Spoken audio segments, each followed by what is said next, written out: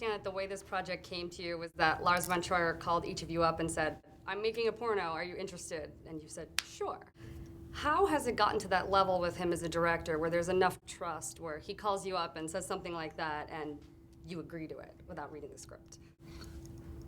What do you say? No, but I thought he was joking because he didn't say it to me. He said it while I was there. And so I thought it was a joke and it was quite funny. And then it became real, so... You actually said it at a press conference, didn't you? No, just before it, an interview, and with Kirsten, and he said my next film is a porn film with those two. Yeah. So you didn't know it. Well, he called me and he said, Stellan, my next film will be a porn film and I want you to play the male lead in it. I said, of course, Lars, I'm coming. But you will not get to fuck. But it doesn't matter, I'll come anyway. He told me I would talk a great deal, and he was right. He was right. he should have tried. It's actually a talkie. No, but he's very fun. But I don't feel like I don't judge it as a job. It's like Lars asked me, "Do you want to come and play in my sandbox?" And I say, "Yeah, I'd love to play." Today we have only spoons to play with, but it's fine. Okay, that's good too. You know, it's such a pleasure for me. And so you've gotten to that place with him, and both of you working with him, you know, in so many different projects, where at this rate you just have that level of trust, where you know that it's going to be a great experience.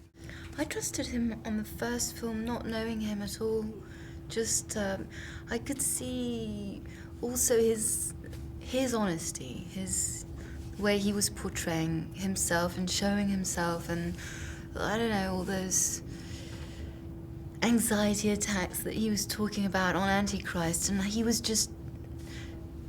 I could just portray him. So there was already a great trust because he was so open about himself.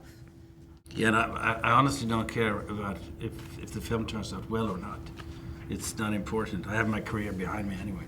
So I go for the joy of the process.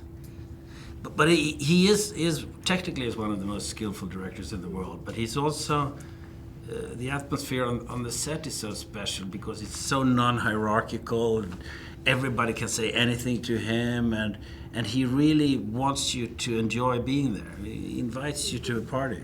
Mm.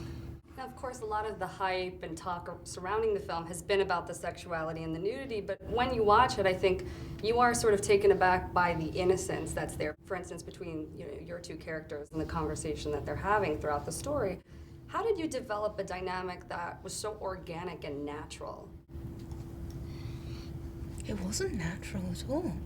You felt unnatural. I felt Lars kept telling me, Stellan, don't act so much, and I kept screaming to Lars, don't direct so much, and so it's I don't know, but it was we were locked up in a room for 2 weeks, and to me it was one of the more pleasant experiences in my career, being there with Charlotte and Lars, two wonderful people, and just mostly my effort went into listening. I mean, I was just looking and listening, and then sort of having those weird digressions. I mean, you talk about sex on a train. Well, that reminds me of fly fishing. It is interesting because you're encouraging her to tell her story on the one hand, but you keep interrupting. Yeah, because he can't help it. But he wants to. I mean, everything brings out an association in him. But since he has no reference whatsoever to what she's talking about, it becomes a little weird.